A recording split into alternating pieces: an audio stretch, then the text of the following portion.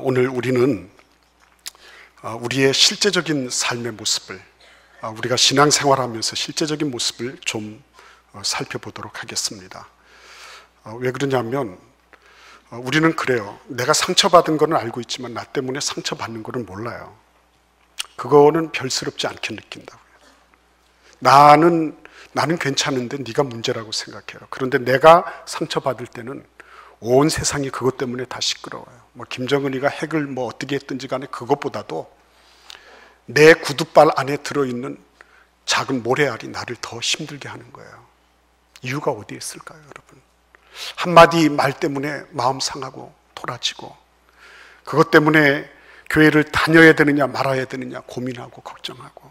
그래서 어떤 분은 교회를 옮기기로 작정하죠. 가나안 교회로. 가나안 교회가 어떤 교회죠? 거꾸로 하니까 안 나가 교회. 그런 교회로 옮기려고 생각하는 분들도 있어요. 차라리 안 나가고 안 보면 더 편하지 않을까. 편할 수는 있어요. 그죠? 편할 수는 있습니다. 육신은 편할 수 있어요. 그러나 영은 그렇지 않아요. 오늘 성경 말씀은 그런 의미에서 시작할 때 확실한 것이 있어야 된다는 것을 우리에게 거듭해서 강조해 주고 있는 말씀입니다. 이들이 바벨론의 포로로 잡혀갔다가 다시 돌아왔습니다. 예루살렘 고향 땅에 돌아왔어요. 그들은 굉장히 큰 기대를 안고 있었습니다. 그러나 성전은 다 무너졌고, 그리고 모든 것들이 다 폐허가 돼 있었습니다. 먹고 살기 급급했어요. 그런데 그들의 마음속에 계속 짐이 있었죠. 그게 뭡니까? 성전을 건축하자는 거였어요. 근데 성전을 건축하려고 보니까 여러 가지 방해가 많았습니다. 그리고 실제적으로 솔로몬 성전의 그런 장대함을 생각을 해보면 자기들이 지을 성전이라고 하는 게 매우 보잘것없을 것이라고 하는 것을 지레 짐작으로 느끼고 있었습니다. 그러니까 비교의식이 있죠. 자기들 바쁘죠. 피곤하죠. 그렇죠? 외부에서는 여러 가지로 침입과 침략의 그런 것들이 느껴지죠. 이러니까 성전 건축이 한 16년 동안 계속 지지부진한 상황 가운데 있었습니다. 그런데 그때 하나님께서 뭘 하십니까? 선지자를 보내시죠. 중요한 것은요, 선지자를 통해서 하나님이 말씀을 해주신다는 것입니다.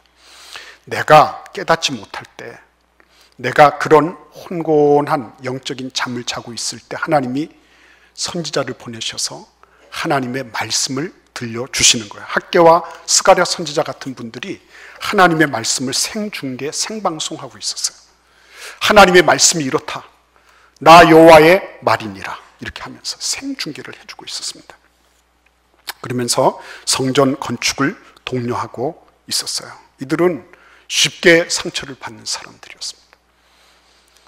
이들은 자기가 지금 무엇을 하든지 간에 하나님께서 우리를 과연 보호해 주실까 하는 그런 의구심이 있었던 사람들이에요. 그런데 그들을 향하여 하나님께서는 이렇게 말씀하고 계신 것입니다. 우리 같이 한번 6절 말씀을 읽어보겠습니다. 그가 내게 대답하여 이르되 여호와께서 스룹바벨에게 하신 말씀이 이러하니라. 만군의 여호와께서 말씀하시되 이는 힘으로 되지 아니하며 능력으로 되지 아니하고. 아멘. 아멘. 예, 오직 나의 영으로 되느니라. 여러분, 오늘 우리 하나님께서 첫 순간 맨 먼저 해야 될 것, 그것이 뭐냐면 우리가 안 되는 것이 있다는 것을 알라고 말씀하고 계십니다. 안 되는 것이 있다. 분명히 알아야 됩니다. 내가 지금까지 되는 것을 해오면서 살아왔어요. 안 되는 것은 포기했습니다. 중단했습니다. 그러면서 살아왔어요. 그렇죠? 근데 궁극적으로 결정적인 상황에서 결정적으로 안 될 때도 있다는 거예요. 예. 하나님께서는 그것을 먼저 깨우쳐 주시기를 원하고 계셨어요. 우리가 신이 아닌 이상,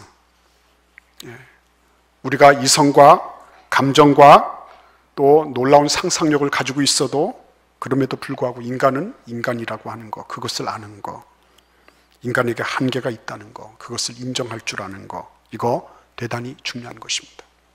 교회에 나오셔서 맨 먼저 알아야 되는 거, 나에게 한계가 있구나.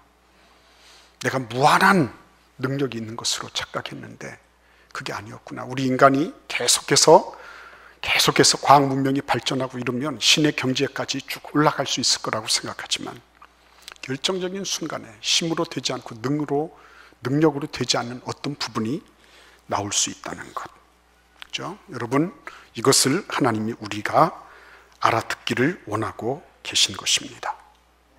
여러분, 이거를 깊이 아는 것이 대단히 중요한 거예요. 세포 하나하나 이루기까지 힘으로 되지 않고 능력으로 되지 않는 일이 있다고 하는 것, 그것을 아는 것이 중요한 것입니다. 그런데 여기에서 힘이라는 것이 무엇을 의미합니까? 힘은 하일이라고, 이렇게 하일, 비음이 좀 나와야 되는데요. 하일, 이게 나와야 되는데, 군사력이나 경제력 같은 실제적이고 강제력이 있는 거예요. 집체적인 힘입니다. 그리고 능력이라고 얘기할 때, 능력은 화흐는 뭐냐면 개인의 육체적인 능력을 나타낼 때 주로 사용되는 것입니다. 말하자면 인간이 지니고 있는 모든 종류의 힘입니다. 인간이 가질 수 있는 개인적이고 집단적이고 경제적인 모든 힘을 의미하는 것이 바로 이 힘과 능력이라고 말씀하시는 그 하나님의 말씀의 의미인 것입니다. 그런데 이것으로 되지 않는다고 얘기하는 것입니다. 어저께 여러분, 우리는 굉장히 가슴 아픈 그런 소식을 우리가 접했어요. 20년 동안 그 스카이 크레인, 고공 그 크레인에서 작업하던 분이었습니다. 회사를 옮긴 지 나흘 됐어요. 70m 상공에서 이 승강 작업을 하고 있었습니다. 들어 올리는 작업을 하고 있는데 이게 꺾어졌습니다. 그대로 떨어져서, 그래서 죽었습니다. 20년 동안 20년의 경험이면 누가 뭐라 그러겠어요? 20년을 그렇게 했으면, 강산이 2번 변할 정도로 그렇게 했으면 여러분, 그거 미리미리 보면서 다 준비하고 대비하지 않았겠어요? 근데 20년 세월의 그 엄청난 경험도 결국은 한 번 이렇게 쓰러지는 것을 막을 수가 없었습니다. 인간이요, 자기가 나 힘 있어요, 나 능력 있어요, 그래요, 그렇게 먹힐 때가 있습니다. 카드가 쓰일 때가 있어요. 그런데 그러한 교만과 오만을 하나님께서는 철저하게 아니라고 부인하기를 원하세요. 겸손하게 내려놔야 돼요. 하나님, 나 그거 아닙니다. 돈이 있어야 살고, 군대가 있어야 재산을 보호하고, 나라를 보호하고, 개인이 있어야 건강하게 모든 것들을 유지할 수 있다. 상식입니다.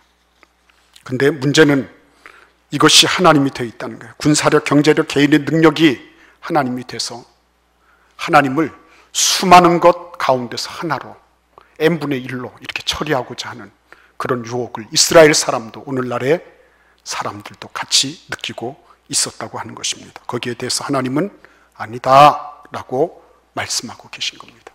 그거를 깊이 아는 것이 필요한 겁니다. 교회에 나오신 지가 오래되셨건 처음 나오셨건, 인간이 가지고 있는 힘이라는 게 한계가 있구나, 그것이 먹히고 있기 때문에 계속 먹히는 것이 아니라 먹히고 있던 어떤 것이 중단될 때도 있고 더 이상 작동되지 않을 때도 있구나, 그것을 겸손하게 인정하는 것은 대단히 중요한 것입니다. 그래서 여러분, 우리의 모든 삶 속에서 이러한 것들을 바라보면서 하나님이 지금 이스라엘 백성들에게도 오늘날 우리에게도 말씀하시고 있는 것, 처음 시작할 때 분명한 것 한 가지를 붙잡아야 되는데 그것은 나에게 한계가 있습니다 라고 고백할 수 있는 것이다. 근데 그러한 진단만 가지고서는 안 되는 것입니다. 뭐라고 말씀하시죠? 진단에 대해서는 대책이 있어야 되는 겁니다. 처방이 있어야 되는 것입니다. 그 처방이 어떻게 내려집니까? 오늘 6절 하반절 말씀을 같이 읽어보겠습니다. 오직 나의 영으로 되느니라. 아멘. 나의 영이라고 말씀하고 있습니다. 이 영이라고 하는 말씀, 루아흐라고 하는 것은 성령을 의미하는 것입니다. 성령, 오직 성령으로만 말미암는다고 말씀하셨어요. 이 성령은 예수 그리스도께서 오직 성령이 너에게 임하시면, 제자들에게 그렇게 말씀하셔요. 오직 성령이 너에게 임하시면 너희가 권능을 받고 예루살렘과 온 유대와 사마리아와 땅끝까지 이르러 나의 증인이 되리라고 말씀하셨어요. 그 예루살렘으로부터 땅끝까지 이르는 이 모든 추진력은 어디에서부터 나오는 거라고요? 성령으로부터 나오는 것이다. 그래서 예수님은 당신의 모든 사역을 다 이루었다고 말씀하시고 성령께 바톤을 넘기시고 그리고 호련히 하늘나라로 승천하실 수 있었어요. 성령께서 계셨기 때문에. 성령이 오직 너에게 임하시면, 그러면 너희가 권능을 받고 예루살렘, 사마리아, 온 유다 땅끝까지 이르게 될 것이다. 언감생심 그런 걸 생각할 수 있는 형편이 아니에요, 이 제자들은.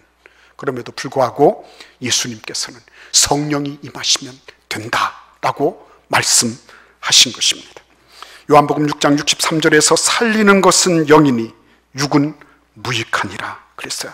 살리는 것은 돈이 아닙니다. 군대가 아닙니다. 우리가 국방을 튼튼히 하고 그리고 모든 미사일을 다 막을 수 있는 이스라엘의 아이언돔 같은 그런 것들을 펼쳐놓으면 다 될 것 같지만 그것으로만 되는 것은 아닌 것입니다.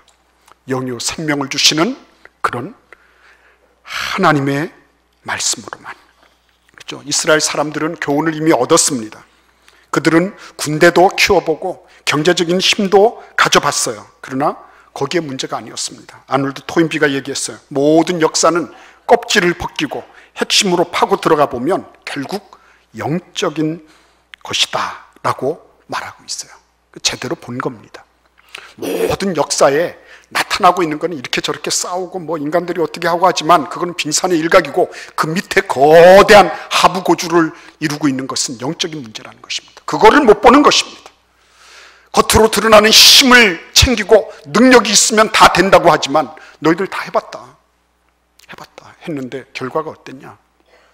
해봤는데 결과는 시원치 않았어요. 먹힐 때는 먹혔지만 먹히지 않을 때 그때 그들은 큰 낭패를 봤어요. 어쩔 수 없었습니다.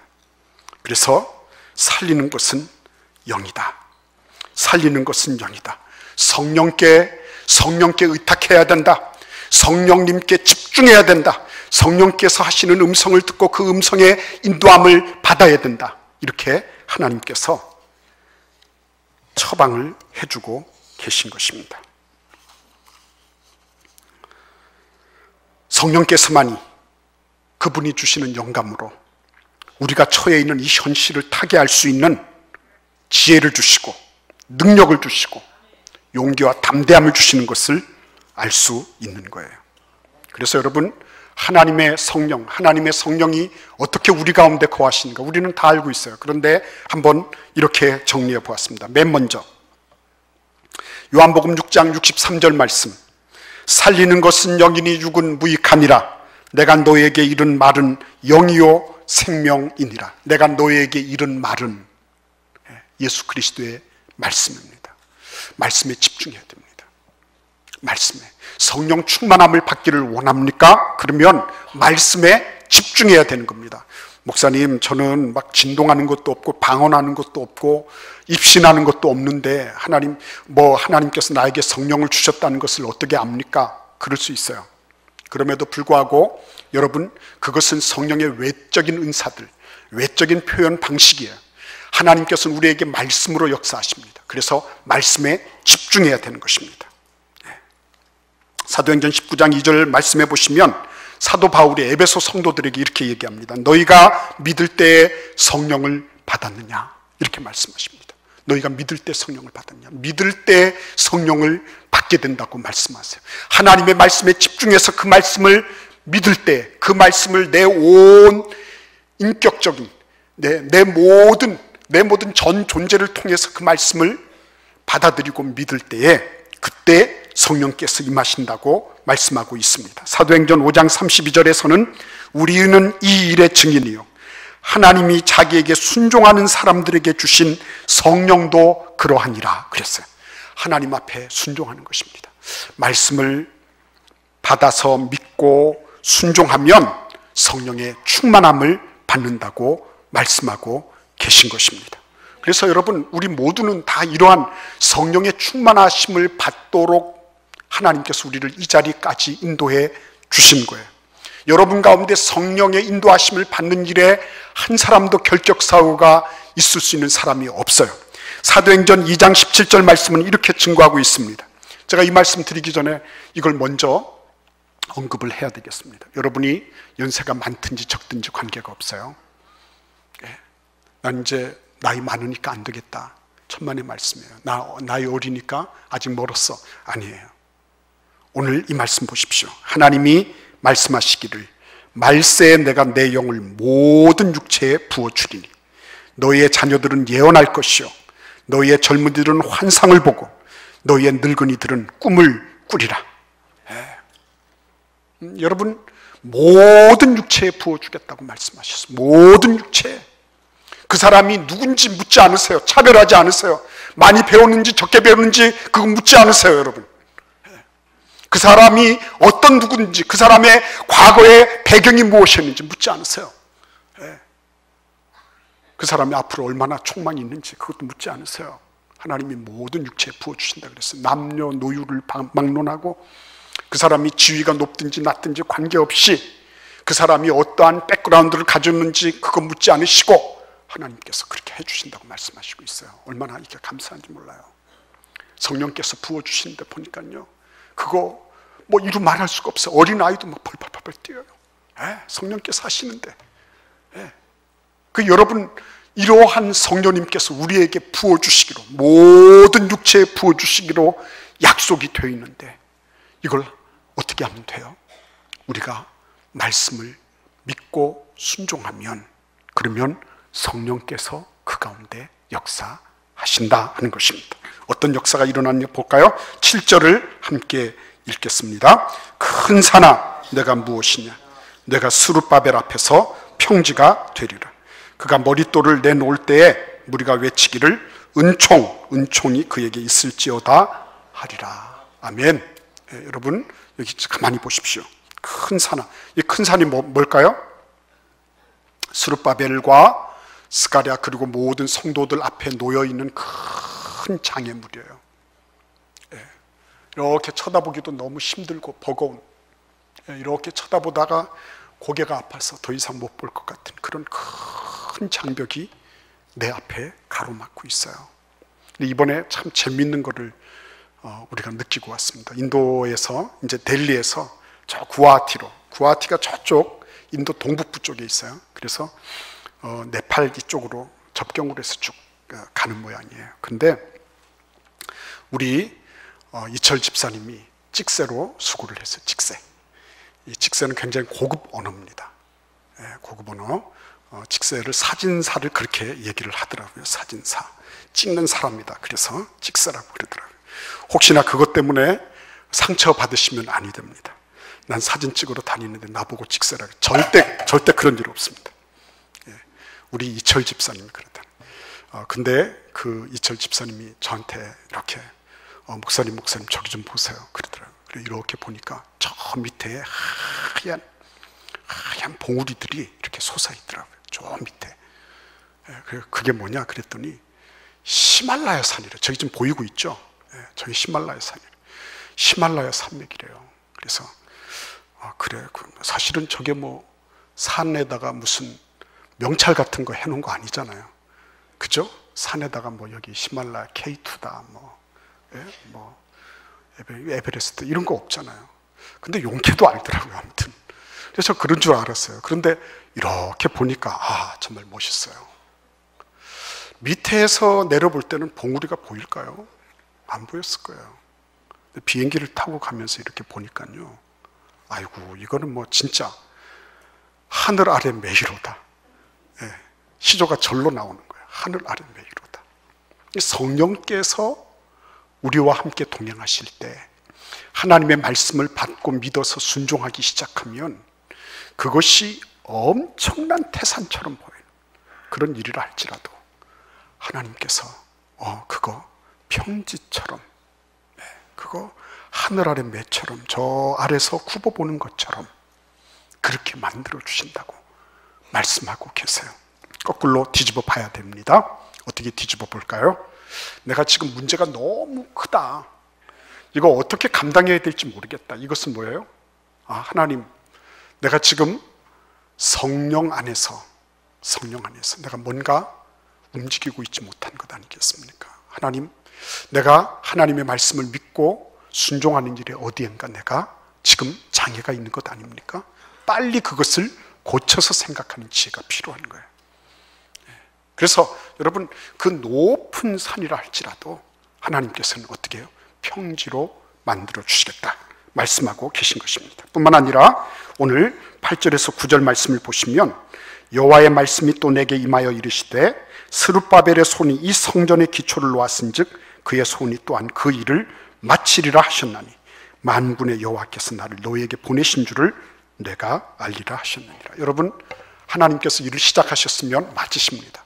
성령께서 일을 시작하셨으면 끝까지 성취하십니다. 왜? 알파와 오메가가 되시는 분이시기 때문에. 그리고 10절 말씀에 보시면 같이 읽어볼까요? 작은 일의 날이라고 멸시하는 자가 누구냐? 사람들이 스룹바벨의 손에 다림줄이 있음을 보고 기뻐하리라. 이 일곱은 온 세상에 두루 다니는 여호와의 눈이라 하니라. 아멘. 작은 일의 날이라고, 작은 일이라고 생각했어요. 솔로몬 성전을 짓는 것에 비하면 이건 굉장히 작은 일이다 이렇게 생각하고 우습게 여겼습니다. 그리고 그런 것들을 비웃었어요. 여러분, 우리가 꼭 기억해야 될 게 있습니다. 우리가 하나님의 말씀을 받아서 믿고 순종하기 시작하면, 야, 너 언제부터 그렇게 묵상했냐? 야, 그거 뭐 커피 한 잔 값이라도, 야, 커피가 훨씬 낫다. 우리 어느 날 우리 교회를 거쳐가신 우리 목사님 한 분이 그랬어요. 딸내미가 있었는데, 야, 너 아빠가 좋냐 10원이 좋냐? 그러면 10원 그랬어요. 아빠가 좋냐 껌이 좋냐? 껌.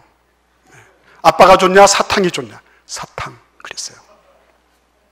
아빠가 옆에 있는데 그 아빠가 그냥 허허허 웃었어요. 근데 여러분 생각하십시오. 옆에서 보면 별거 아닌 것처럼 보여요. 근데 나는 하나님께서 나를 보고 계신 거, 하나님이 나를 보고 계신 거, 하나님께서 이거 굉장히 중요하게 여기신다는 거, 내가 주의 길을 걸어가면서 순종하는 거, 이것처럼 하나님이 소중하게 여기시는 거 없는 거. 그러니까 여러분, 멸시하고 조롱하는 사람이 있을 수 있어요. 야, 네가 뭐 커피 한 잔이 훨씬 낫지, 뭐 묵상집이 이게 뭐 대단하냐, 뭐 이럴 수 있었고, 뭐 그래야지 예수 잘 믿는 거냐, 너 왜 안 하던 짓을 하니, 네가 뭐 중보기도 한다고 해서 뭐 그렇게 얘기할 수 있어요. 그냥 그런 분들은 그런 분들대로 이해를 해주세요. 정죄하고 판단할 필요가 전혀 없습니다. 그런 분들은 아직까지 모르시니까 그런 거예요. 아직까지 저들이 뭘 모르니까 비웃고 조롱하는 거예요. 믿음의 길을 걸어가는 것에 대해서 힘은 되지 못할지언정 옆에서 비아냥대고 조소하고 하는 그런 분들을 긍휼히 여겨야 되는 거예요. 그래서 그런 분들은 그런 분들대로 내비두세요. 그리고 나는 우직하게 걸어가는 거죠. 그럴 때 하나님께서 어떤 것을 보여주신다고요? 스룹바벨의 손에 다림줄이 있는 것을 보게 될 것이다. 건축이 이제 막 진행되고 있는 거예요. 다림줄은 좌우를 매기는 거잖아요. 그렇죠? 근데 그런 것들을 딱 수평을 잡아서 맺는 이 수직을 맺는 이 모든 것들을 하나님께서 다 행하게 하시는 그런 일들을 보게 하신다는 거예요. 끝내는 이긴다는 것입니다. 끝내는 하나님께서 완성하신다는 거예요. 그렇기 때문에 오늘도 우리는 믿음의 길을 걷는 겁니다. 주변에서 뭐라고 하든지 간에 관계없이, 그래, 나는 믿음의 길을 걸어. 나는 하나님의 성령으로 말미암아 이 길을 걸을 거야. 성령께서 내 안에 들어오셔서 나를 주도하고 계셔. 나는 지금은 이렇게 허약하고 빈약해 보이지만, 작은 일이라고 경멸을 당하지만, 그러나 하나님이 마침내 이 일을 통해서 큰 영광을 받으실 거야. 내 앞에 있는 어떤 큰 산도, 어떤 태산도 하나님께서는 다 밀어버리시고 평지처럼 지나다니게 하실 거야. 하나님께서 내 인생의 모든 것들을 전폭적으로 주장하시고 내 삶을 인도해 주실 거야. 나는 성령의 충만함을 받으면 돼! 이렇게 확신하면서 믿음으로 전진하는 그런 은혜가 있기를 기원합니다.